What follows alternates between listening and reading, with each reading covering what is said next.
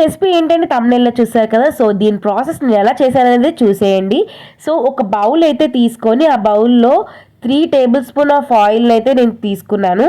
And next అయితే బెల్లం తీసుకోవాలి. బెల్లంని తురిమి తీసుకుంటే బెటర్, లేదా మిక్సీ పట్టుకునే తీసుకోండి. నేనైతే హాఫ్ కప్ తీసుకున్నా.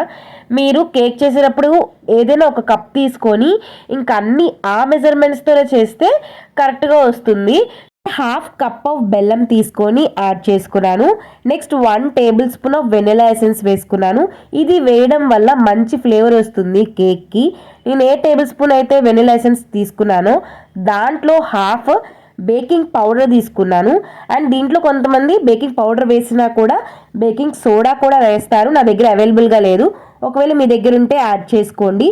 సో ఈ ఇంగ్రీడియంట్స్ మొత్తాన్ని ఒక్కసారి మిక్స్ చేసేసుకున్నాను. మిక్స్ చేసుకున్న తర్వాత నెక్స్ట్ మన మెయిన్ ఐటమ్ ఏంటంటే మైదా పిండి. మీ దగ్గర మైదా పిండి లేదా గోధుమ పిండి ఉన్నా కూడా యాడ్ చేసుకోవచ్చు. గోధుమ పిండితో కూడా చేసుకోవచ్చు. నెక్స్ట్ టైం నేను ఎప్పుడైనా ట్రై చేసినప్పుడు ఆ వీడియో షూట్ చేసి పోస్ట్ చేస్తాను.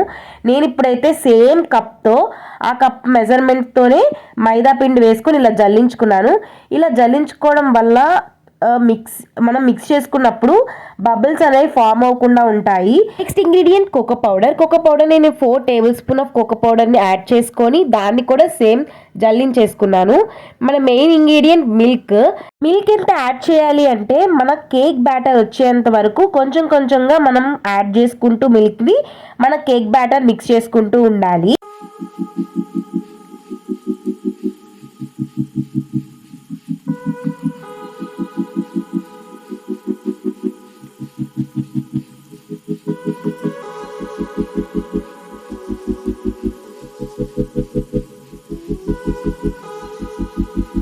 కేక్ ఈ కన్సిస్టెన్సీ వచ్చేంత వరకు తీసుకున్న తర్వాత మనం కేక్ బేక్ చేసుకోవడానికి ఒక బౌల్లో ఆయిల్ మొత్తం రాసేసుకొని దాంట్లో మనం మైదా పిండిని ఇలా డస్ట్ చేసుకొని పక్కన పెట్టుకోవాలి.